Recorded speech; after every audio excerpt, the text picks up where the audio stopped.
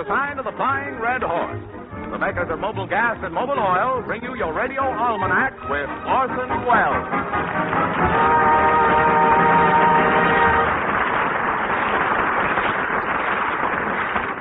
Good evening, ladies and gentlemen. This is Orson Welles. If you'll excuse me, I'd like to say just a word to our studio audience. Folks, I know our listeners won't mind if you interrupt this program occasionally for hearty laughter. You will, I know you will. If you don't, I'll tell the OPA how you got here.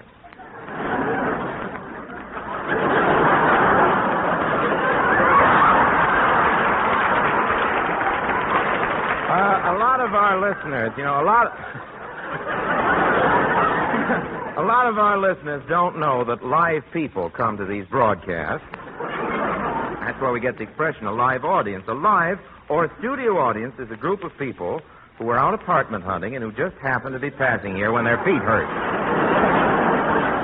Oh, I'd appreciate it if you don't spread this around, but a cousin of mine on my mother's side has a brother-in-law who knows a girl who goes out with a fella who prints for rent signs.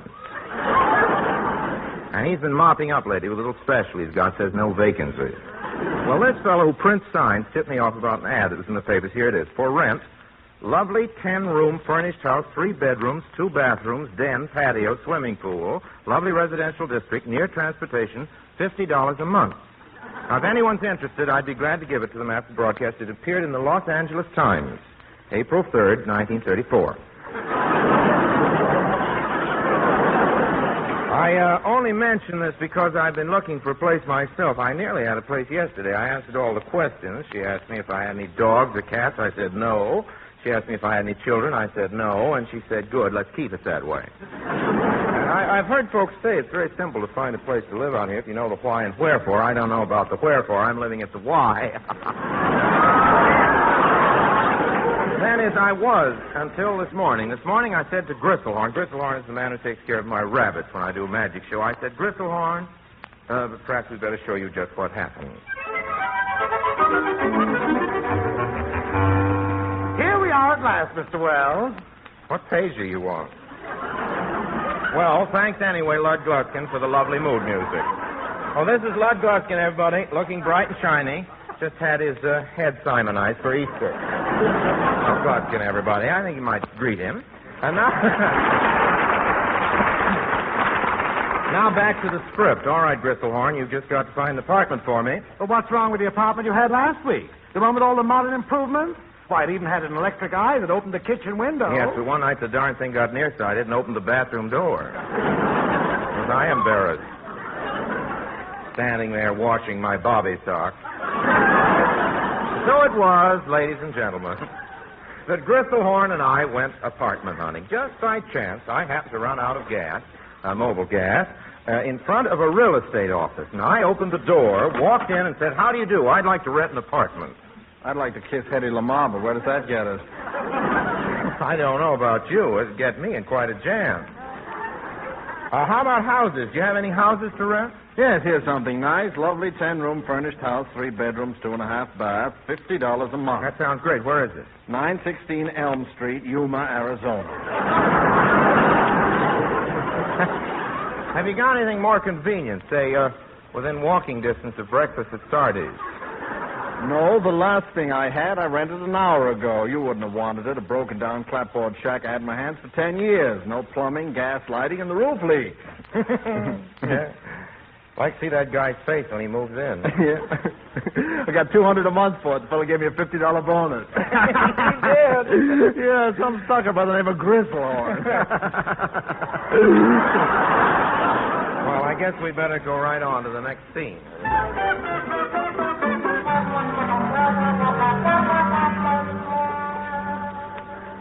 Well, here we are at last, Mr. Wells. Now, you finally got the right page, I think. Well, Mr. Wells... Mr. Wells, here's the house. Well, that's your line. We've both got the right page. Let's divvy up on the parts. I'll play well. Here's the house, To Mr. win. Wells. Here's the house. How do you like it? Looks like a hideout for Mrs. Pruneface. But But, Mr. Wells, the rental agent assured me that this place was only 15 years old. 15 years old. Look at those two hearts carved on the porch. Well, that only means a couple of lovers, the spooning. Yeah, but look what it says. John Smith, I love you. Signed, Pocahontas. Let's go in.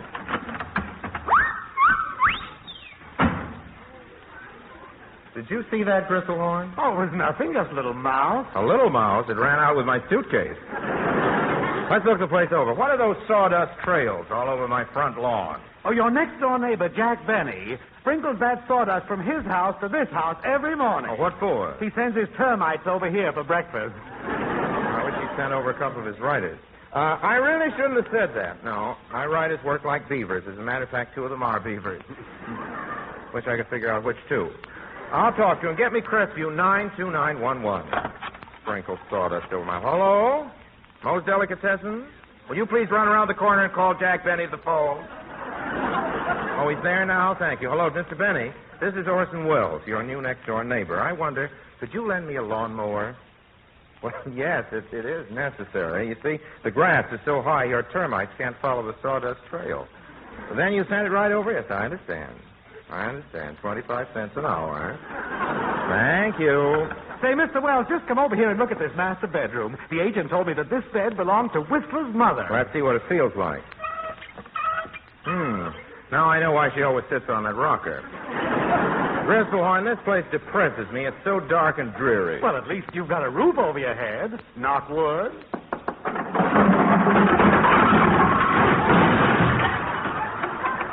Sunny in here, isn't it?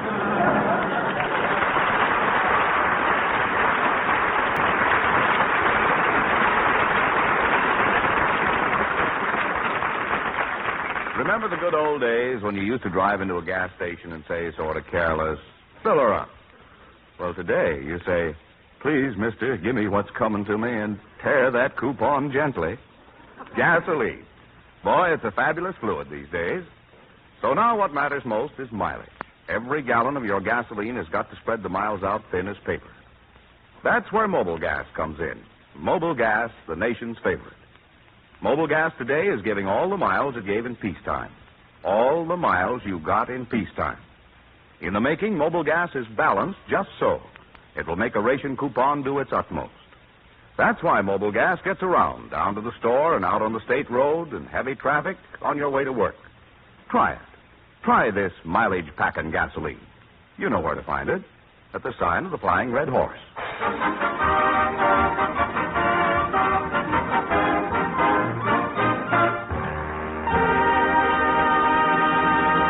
Master? Yes, what is it? There's a young man here wants to see you. Excuse me, please. I have a lawnmower for Mr. Wells from Jack Benny. Sign here. What do you know? It's descent.Day.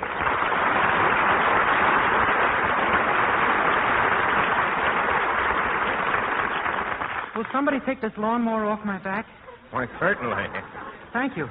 Say, which one of you two is Orson Welles? Well, I'm Orson Welles. Glad to know you, kid. Well, here I am, ready to start. What do you want me to do? What do I want you to do?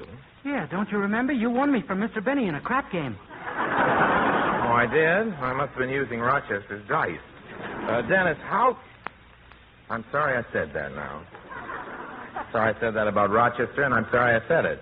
Dennis, how can you allow that man to make a chattel of you? How can you allow him to make a chattel of you, to put you up on the auction block and to toy with your very life?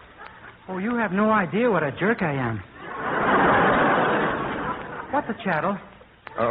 Dennis, you'd better start mowing the lawn. What? Me mow the lawn? Nothing doing. I'm a chattel. Well, Gee, I hope it's not dirty. Dennis, all I want you to do is to cut the grass. I'm sorry, Mr. Wells. I gotta go now. I've got a date. A date? What's a date, Dennis? After all, what is a woman? A rag, a bone, a hank of hair? No use. I gotta have a talk with this kid. Now, what I mean, Dennis, in Hollywood, beautiful girls are a dime a dozen. If that's the ceiling price, I'll take 8 cents worth. Look, Dennis, if you do a good job on my lawn, I'll arrange a date for you. You've heard of Betty Hutton, haven't you? Oh, sure. I once worked in a picture with Betty Hutton. She's a nice girl, very cooperative. I like her attitude. Her longitude isn't bad either. Ooh, what he said. Oh, come now, Dennis. Really, you're old enough to be thinking about girls, settling down, getting married. Well, I can't get married now. Why not? My mother hasn't finished shellacking my hope chest. But, Mr. Wells, there's just one thing I'd like to ask you. Excuse me, Dennis. I was just looking up in that window. Where? Oh, not bad. I'll say. That's Mr. Benny, you know.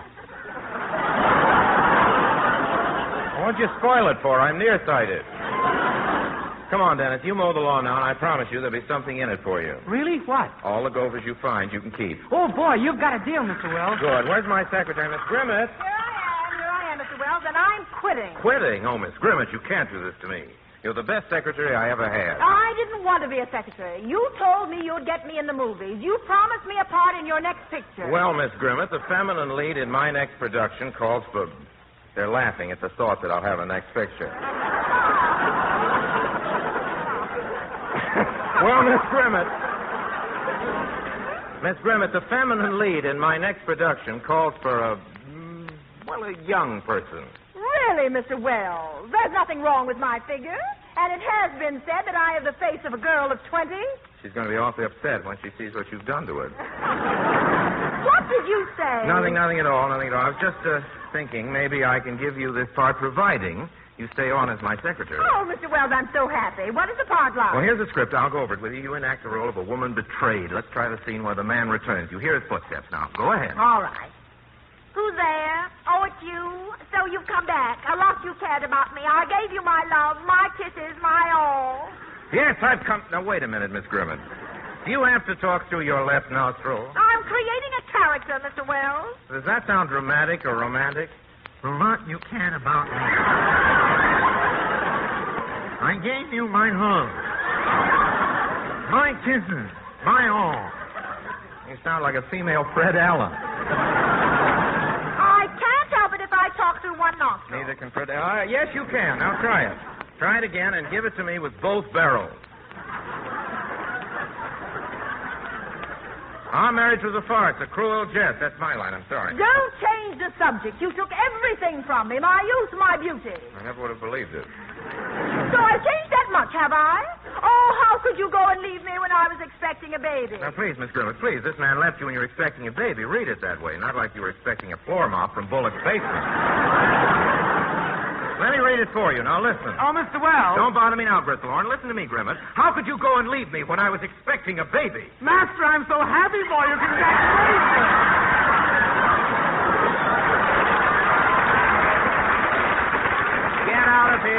Get out of here, Grisselhorn. Look, Miss Grimmett, please.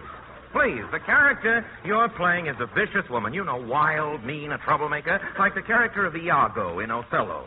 Now, go ahead. Let's hear you play it like Iago. I'll go to your mother. I'll tell your father. I'll shout it from the rooftop. I said Iago, not Umbriago. Now, this is the scene where you pull the gun on him and your father comes running out. Miss Grimmett, you've got to prove to me that you can play it convincingly. I'll be in the house. I must get this part. I just must. I'll show him I can play it convincingly. I'll just try it again. Who's there? Oh, it's you. So you've come back. Who, me? I always knew you'd come back. Where have you been? Right over here, mowing the lawn. Don't change the subject. You took everything from me. My youth, my beauty.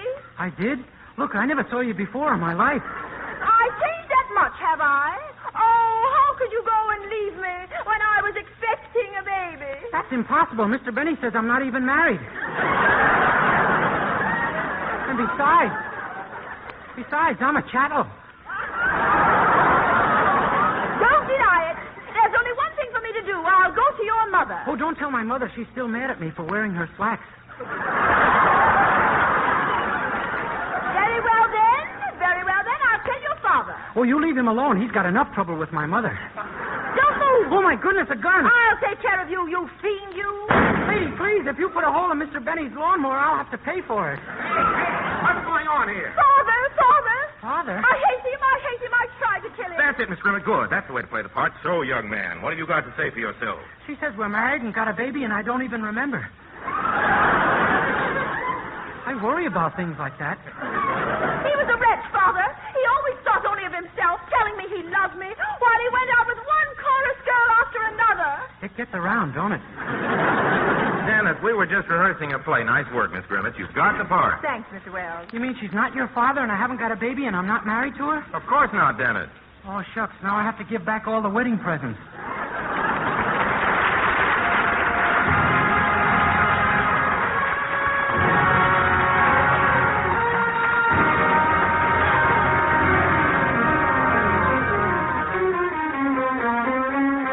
Because March 17th was St. Patrick's Day, Dennis, that broth of a boy, will now sing Bésame Mucho. My dreams come true. This joy is something new. My arms enfolding you. Never knew this thrill before. Who ever thought I'd be holding you close to me, whispering it's you I adore. Dearest one, if you should leave me, each little dream would take wing and my life would be through.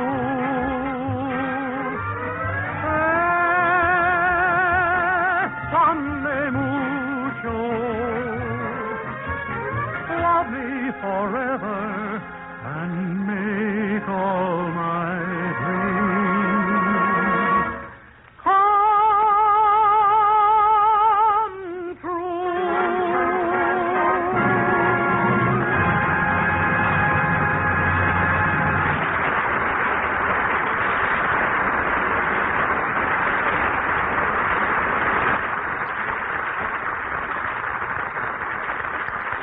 Dennis, those poor little pipes. Gosh, they need spring cleaning. Chances are they're corroded with rust, clogged with deposit. 6 months' worth. Now, that can slow up circulation, cause your engine to overheat, and waste your gasoline. Yes, I mean the pipes in your car's radiator, and they really need attention.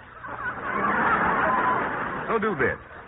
Drive a shortcut to your mobile gas dealer and have him flush that radiator clean with Mobile Radiator Flush. Here's the product that really does the job. Mobile Radiator Flush scours every tiny tube. Scale and rust deposits loosen up and drain off easily. Your radiator will be clean as new.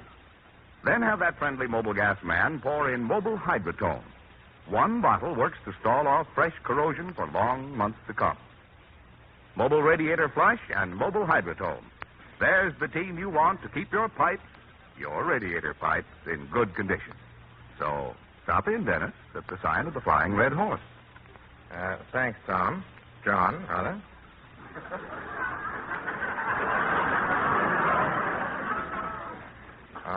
And thank you, Dick and Harry. Dennis, I suppose you too use mobile gas? Oh, sure. I have a big bowl of it every morning with my grape nuts. All right, thank you, Dennis. Thank you very much for coming to see us. Hand for Dennis, please, everybody.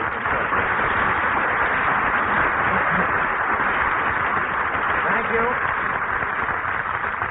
Thank you for applauding again. I thank you for Dennis, and I thank you for me because I had to find my place. Ladies and gentlemen, you wrote us so many nice letters about the Shakespeare we did a few weeks back. Tonight we're going to bring you a little more of the same. The play is Hamlet.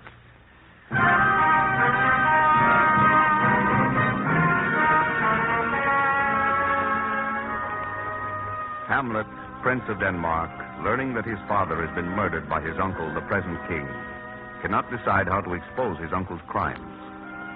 Strolling players have come to court, and Hamlet hears them rehearse a scene.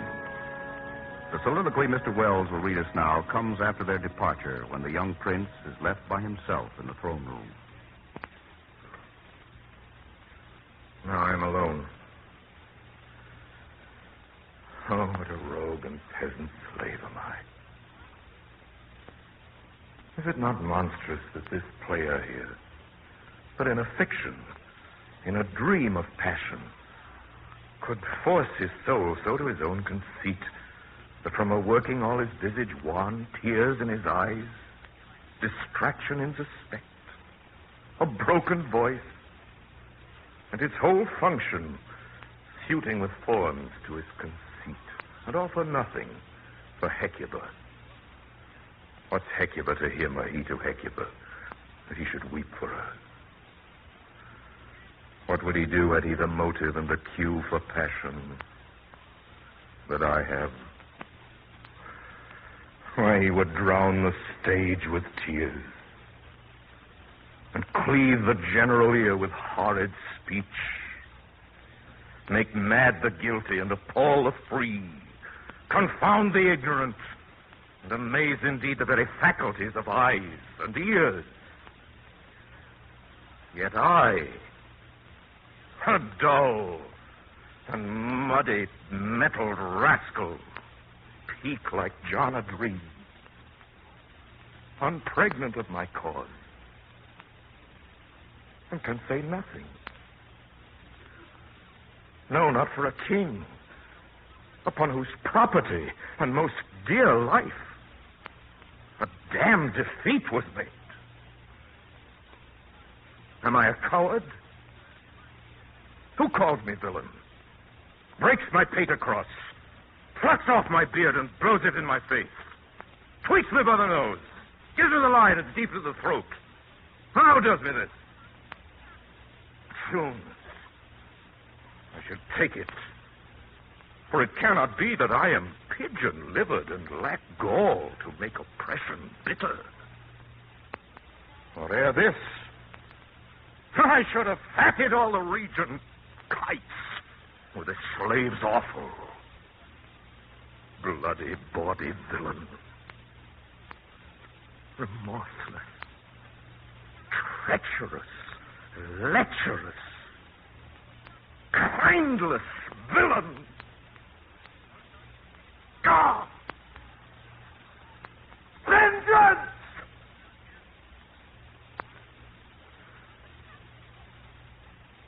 Why, what an ass am I?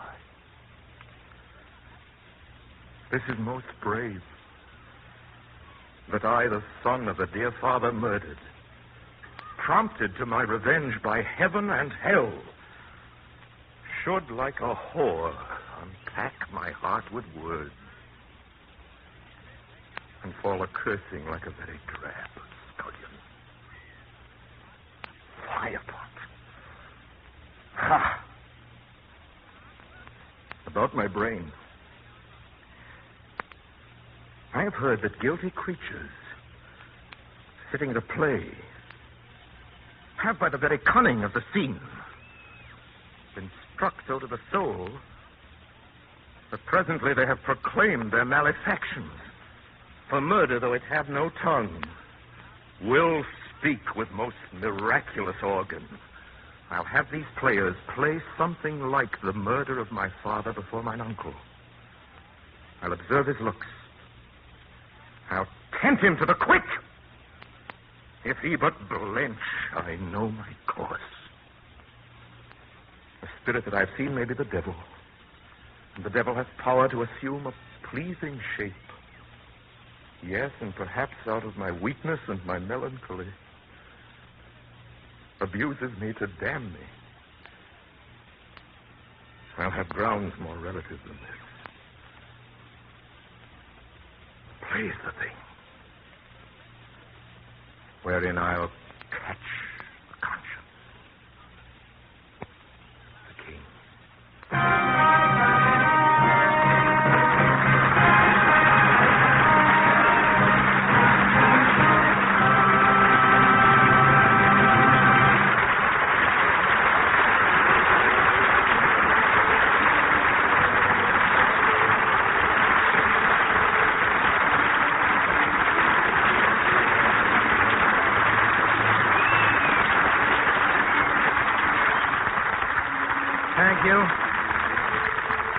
Thank you very much, ladies and gentlemen. Time to say good night now.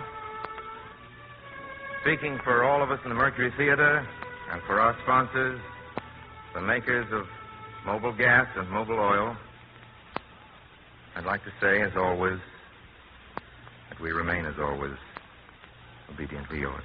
Makers of mobile gas and mobile oil invite you to listen in next week, same time, same station to your radio almanac. Mr. Wells' guest is Monty Woolley. Dennis Day appears in the courtesy of Jack Benny. It is now starring in the RKO production Cocktails for Two. John McIntyre speaking. This is CBS, the Columbia Broadcasting System.